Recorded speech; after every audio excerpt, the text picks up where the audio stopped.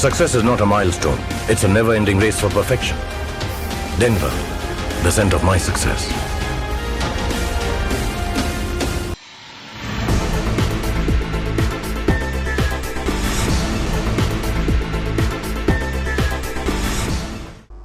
नमस्कार, मैं वैष्णवी, आप देख रहे हैं प्लस न्यूज। आइए नजर डालते हैं आज की हेडलाइंस पर।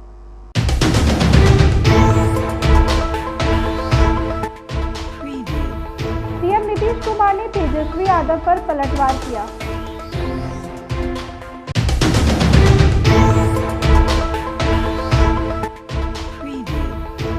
उप मुख्यमंत्री सम्राट चौधरी ने लालू यादव पर हमला बोला।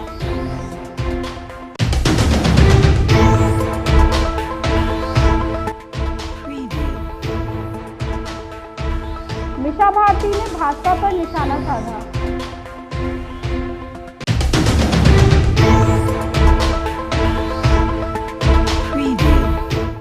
अब खबरें विस्तार से।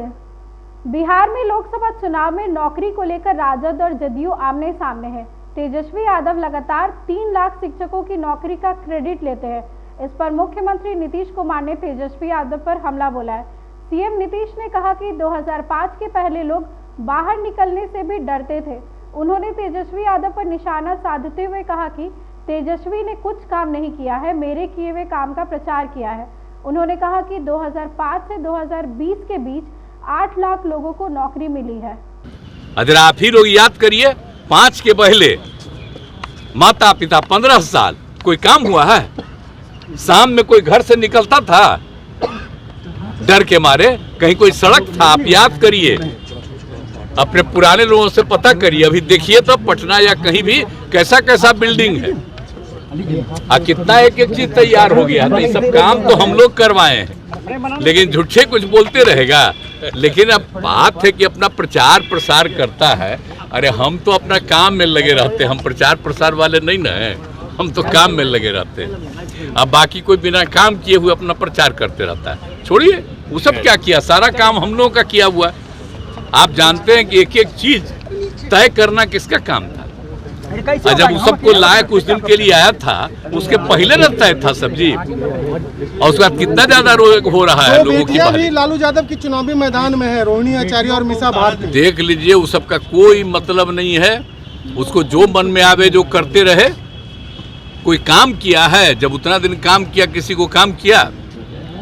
अब पहले कितना होता था झंझट हिंदू मुस्लिम में, और जब हम लोग आए तभी ना सब चीज शांत किए जी। लेकिन अपना कुछ से कुछ करते रहता, तो हम लोग तो सब काम कर रहे हैं। तो इसलिए आप चिंता एकदम मत करिए। अभी तो कम उम्र है इसका, सब बतवा नहीं जाती होगी, तो पहले कितना काम कर दिए। इसीलिए एक एक चीज किया हुआ है, और हम लोगों का काम है जो अब तक काम करते रहे हैं। लोगों को मालूम है, और लोगों के बीच में जा करके देखना, लोगों के बीच में बात रखना। बाकी जिसको जो मन में आवे करता रहे, झूठ बात बोलते रहे। हम तो आपसे आग्रह करेंगे कि सचमुच में हमारा जो पहले से किया हुआ है उसको याद रखिए और उसी को ध्यान में रखिए। उप मुख्यमंत्री सम्राट चौधरी ने तेजस्वी यादव पर हमला बोला। दरअसल तेजस्वी ने ट्वीट कर लिखा था कि जांच एजेंसियों का दुरुपयोग किया जा रहा है। इस ट्वीट पर सम्राट चौधरी ने कहा कि मेरा घर लालू यादव ने ही तोड़ा था, मानवाधिकार ने उन पर फाइन भी लगाया था। लालू परिवार के पास आरोप लगाने का कोई नैतिक अधिकार नहीं है। सर नवादा जा रहे हैं, प्रधानमंत्री भी आ रहे हैं वहाँ पे। उनका स्वागत है। बिहार की पावन धरती पर प्रधानमंत्री जी का स्वागत है। तेजस्वी यादव ट्वीट करके जांच एजेंसियों को लेकर कहा है कि दुरुपयोग किया जा रहा है विपक्ष के नेताओं पर। उनको ये बताना चाहिए ना कि उनके पिताजी मुख्यमंत्री थे, पार्टी के राष्ट्रीय अध्यक्ष थे, तो तत्कालीन प्रधानमंत्री ने कैसे उन पर कार्रवाई किया था। और सबसे पहले तो उन्हीं के पिताजी का विक्टिम हूं मैं। मेरा घर तो लालू यादव ने तोड़वाया था, तो पहले उसका जवाब तो दे। मानवाधिकार आयोग ने उन पर फाइन किया, उन पर कार्रवाई किया।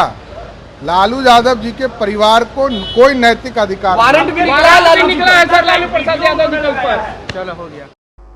रामकृपाल यादव ने मीसा भारती को साइबेरियन पक्षी बताया। इस पर मीसा भारती ने पलटवार करते हुए कहा कि रामकृपाल यादव चुनाव के समय खुद पार्टी बदलते रहते हैं, उन्हें कौन सा पक्षी बोला जाए। उन्होंने कहा कि भाजपा की सरकार संवेदनहीन है, देश के लोगों ने भाजपा को 2 बार मौका दिया, लेकिन यह सरकार जनता के लिए कुछ नहीं कर पाई। इनसे जनता को कोई उम्मीद नहीं है। तो जाएंगे, सिर्फ जो अयोध्या में राम मंदिर बना है मोदी जी और भाजपा का थोड़ी ना है। हम भी हिंदू हैं, हम भी सनातनी, हम पूजा करते हैं। अभी हम लोग व्यस्त हैं, समय निकाल के हम लोग जाएंगे राम जी के दर्शन करने। कोई रोक देगा क्या? कल नीतीश कुमार प्रधानमंत्री को पैर छुए हैं, इस पर क्या कहिएगा दीदी? आज देखकर हमें दुख अब देखिए, ये दुख तकलीफ की बात नहीं है, ये हमारे संस्कार है। अब देखने की बात इसमें ये होगी कि क्या प्रधानमंत्री नरेंद्र मोदी जी नीतीश कुमार से उम्र में बड़े हैं या छोटे हैं, ये देखना पड़ेगा। और इसकी मुझे अभी जानकारी नहीं है। इसकी जानकारी लेके फिर इस पे मैं जरूर कमेंट करूंगी। दीदी एक सवाल है, बीजेपी के नेता कह रहे हैं 40 पार इस बार बिहार की जो सीटें हैं वो होगी। देखिए, एनडीए के नेता क्या बोल रहे हैं, नरेंद्र मोदी जी क्या बोल रहे हैं, अमित शाह जी क्या बोल रहे हैं, सम्राट चौधरी क्या बोल रहे हैं, उसमें आपको देखना होगा कि जो हमारे बिहार के मुख्यमंत्री क्या बोल रहे हैं। वो बोल रहे हैं 4 लाख पार, 4000 पार। तो अब देखना होगा कि कितना पार होता है। रामकृपाल जी है। देखिए, कोई भी चुनाव टफ होता है, कहीं भी कोई भी अगर चुनाव है तो वहाँ बहुत सारे उम्मीदवार होते हैं, टफ तो जरूर होता है, लेकिन हम लोगों ने काम करके दिखाया है। हमारे पास मुद्दे हैं, हम बिहार के लिए हमेशा लड़ते आए हैं। हमने बेरोजगारों को रोजगार देके दिखाया है। वहीं प्रधानमंत्री जी ने 2 बार मौका दिया, देश की जनता ने क्या किया? कौन सा कारखाना लगा दिया है? कौन सी ऐसी फैक्ट्री? मोदी जी आते हैं, भाषण देते हैं, सिर्फ परिवारवाद पे भाषण देते हैं, जंगल राज पे भाषण देते हैं। मुजफ्फरपुर में अभी कल की घटना में बता रही हूँ, एक महिला के साथ सामूहिक बलात्कार हुआ, कोई नहीं गया अभी तक। तो ये संवेदनहीन सरकारें हैं, इनसे कोई उम्मीद नहीं है जनता को। और हमारे पास मुद्दे की कोई कमी नहीं है। हम किसानों का मुद्दा लेकर के जा रहे हैं। हम MSP लागू करना चाहते हैं, हम किसानों की आय डबल करना चाहते हैं, हम गरीब महिलाओं के लिए 1 लाख रुपए का सहयोग राशि दे रहे हैं, हम 30 लाख रोजगार सृजन करने जा रहे हैं। दीदी एक सवाल, सारण से लोकसभा चुनाव की उम्मीदवार राजद सुप्रीमो लालू यादव की बेटी रोहिणी आचार्य ने लोकसभा चुनाव को लेकर अपना बयान दिया। रोहिणी आचार्य ने कहा कि यह मेरा राजनीति में डेब्यू है, लेकिन फिर भी मुझे जनता का बहुत प्यार मिल रहा है। वहीं भाजपा पर निशाना साधते हुए उन्होंने कहा कि बीजेपी महिलाओं का सम्मान नहीं करती है। बहुत बड़ी, आप लोग तो आ ही नहीं रहे रिकॉर्ड करने के लिए। भूल जाइएगा कि कभी कोई ऐसा उम्मीदवार आया है बिहार में, चाहे पूरे देश में, जो नया अभी मेरा पहला बार डेब्यू हुआ है पॉलिटिकल लाइफ के लिए।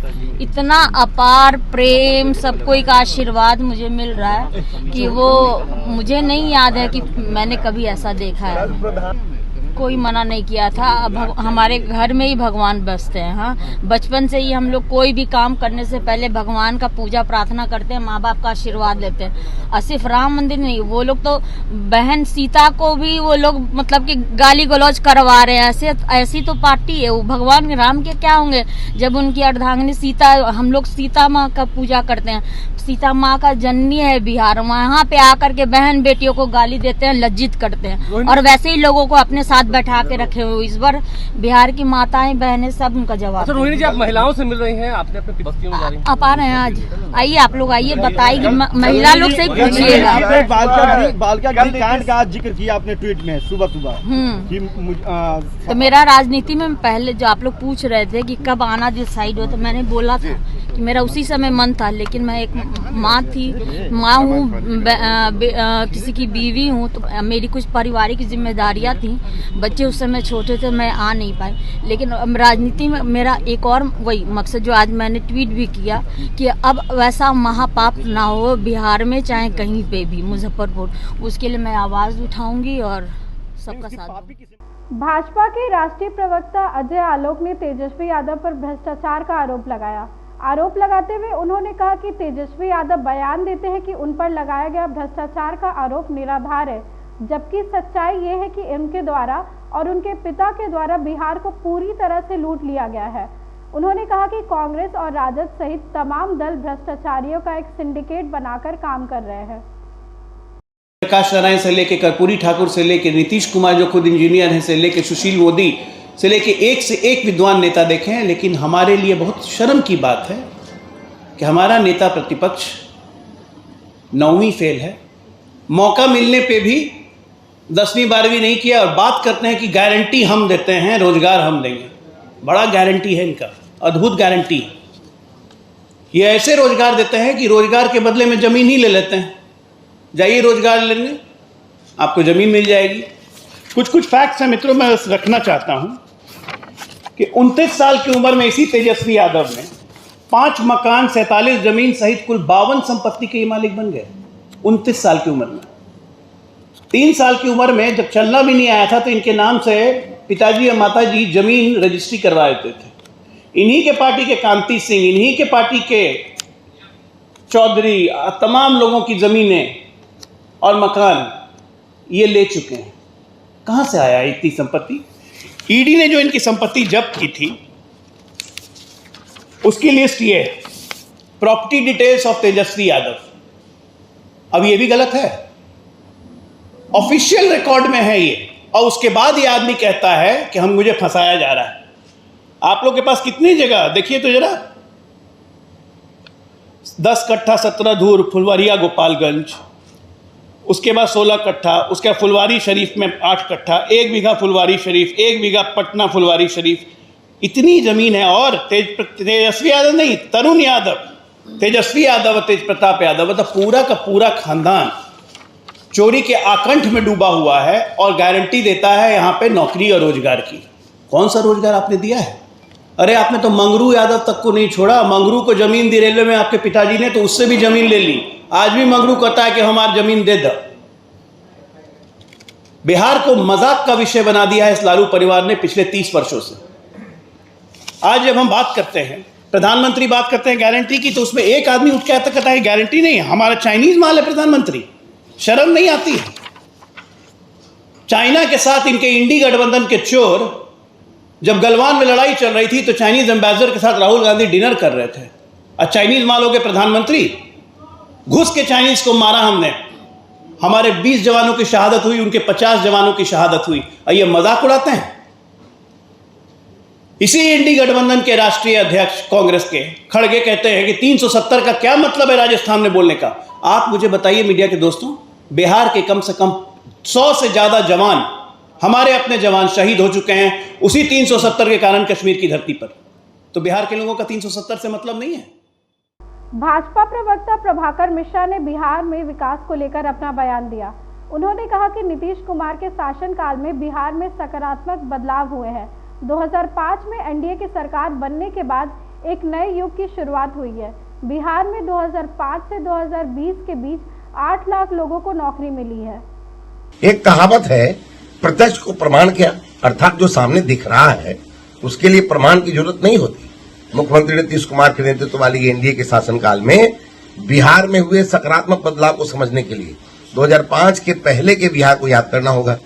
एनडीए की सरकार जब 2005 में बनी तब एक नए युग का सूत्रपात हुआ। यह नया युग है विकास का, युवाओं के रोजी रोजगार का और समाज में अमन चैन का। केंद्र की मोदी सरकार और बिहार की एनडीए सरकार ने देश प्रदेश में रोजी रोजगार की बहार ला दी है। बिहार में 2005 से 2020 के बीच 8 लाख लोगों को नौकरी दी गई और 10 लाख का लक्ष्य है जिसे शीघ्र पूरा कर लिया जाएगा। पति पत्नी ने भी बिहार में 15 वर्ष शासन किया, कितने लोगों को नौकरियां दी और आज नौकरी देने का झूठा श्रेय लेने की कोशिश में है। माननीय प्रधानमंत्री श्री नरेंद्र मोदी जी ने सही कहा है कि बिहार को जंगल राज से मुक्ति देकर मुख्यमंत्री नीतीश कुमार और तत्कालीन उप मुख्यमंत्री सुशील कुमार मोदी जी ने बड़ा काम किया है। इसे बिहार की जनता कभी नहीं भूलेगी। पर्यावरण संरक्षण को समर्पित छोटा सा प्रयास नाम के संस्थान ने खाजीकला स्थित कसेरा पंचायत भवन में प्रेस वार्ता का आयोजन किया। इस दौरान संस्था के वार्षिक 10 सूची कार्यक्रमों की रूपरेखा पर चर्चा की गई। संस्था के अध्यक्ष सुभाष कुमार ने बताया कि छोटा सा प्रयास संस्था 6 वर्षों से निरंतर वृक्षारोपण, पक्षियों के लिए घरों का निर्माण एवं पक्षी दाना पानी बॉक्स की स्थापना जैसे कई कार्य कर रहा है। उन्होंने समाज के अन्य पर्यावरण प्रेमियों को संस्था से जोड़ने की अपील किया। वहीं संस्था के सचिव कन्हाई पटेल ने कहा कि इस आधुनिक युग में कुछ समय पर्यावरण के लिए अवश्य देना चाहिए। पर्यावरण को जितना शुद्ध हम लोग कर सके और बरैया जो हमारे पटना राज्य से विलुप्त होने के कगार पे है, तो दिखती भी नहीं है, उनको वापस लाने का मुख्य उद्देश्य होगा। लोगों को क्या संदेश देंगे पर्यावरण? देखिए, पर्यावरण को लेकर संदेश लोग यही देंगे कि लोग जितना हो सके कम से कम पेड़ लगाए, अपने एनिवर्सरी वाले दिन ही लगाए, अपने जन्मदिन वाले दिन लगाए, तो अपने जीवन में कम से कम साल में एक बार पेड़ हर व्यक्ति लगाने का प्रयास करें। गौरैया का शिकार किया जा रहा है, इसको कैसे रोकेंगे? देखिए, गौरैया का शिकार करना तो कानूनी अपराध।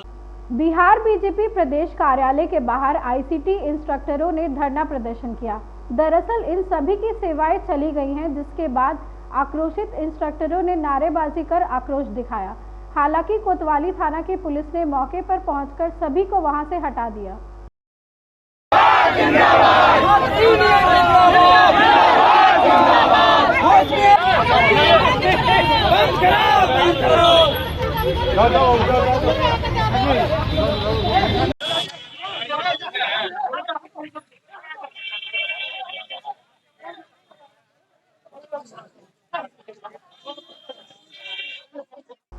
पटना सिटी के अगमकुआं में घर में घुसकर एक छात्र को अपराधियों ने गोली मार दिया। घायल अवस्था में छात्र को इलाज के लिए एक निजी नर्सिंग होम में भर्ती कराया गया, जहां उसकी स्थिति गंभीर बताई गई। युवक की पहचान 26 वर्ष के शेखपुरा निवासी आनंद कुमार के रूप में हुई है। घटना की सूचना मिलते ही पटना सिटी पुलिस ने वहां पहुंचकर छानबीन की शुरुआत कर दी है।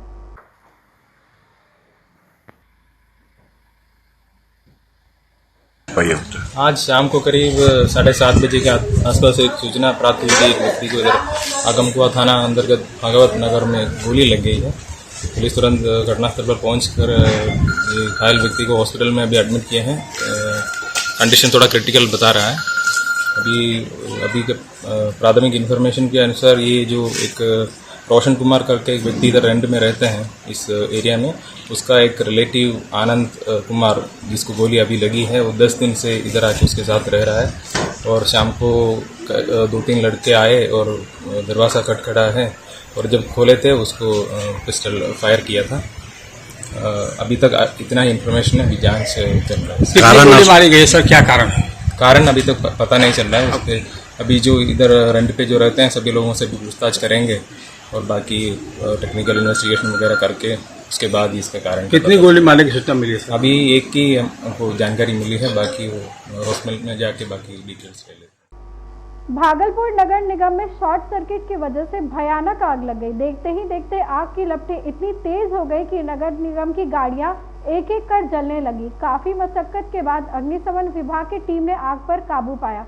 वहीं घटनास्थल पर एसडीएम धनंजय कुमार के अलावा कई आला अधिकारियों एवं नगर निगम के पदाधिकारी और कर्मी पहुंचे।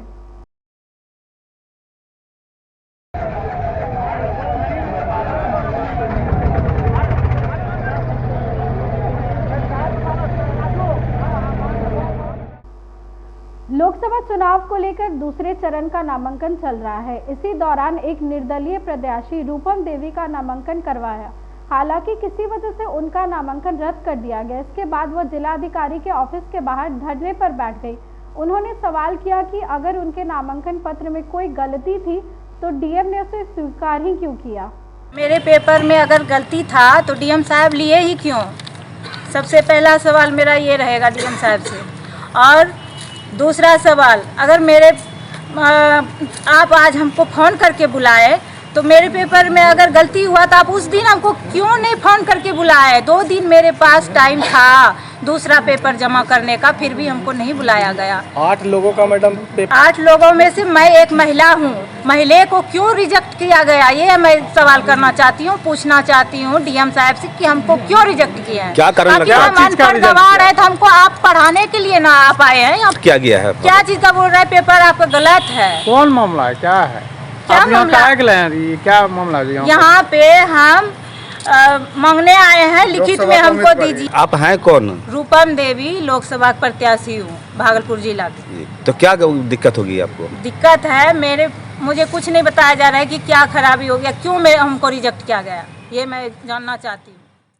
आज की खबरों में बस इतना ही। आगे की खबरों के लिए देखते रहें प्लस न्यूज। मुझे दीजिए इजाजत, नमस्कार।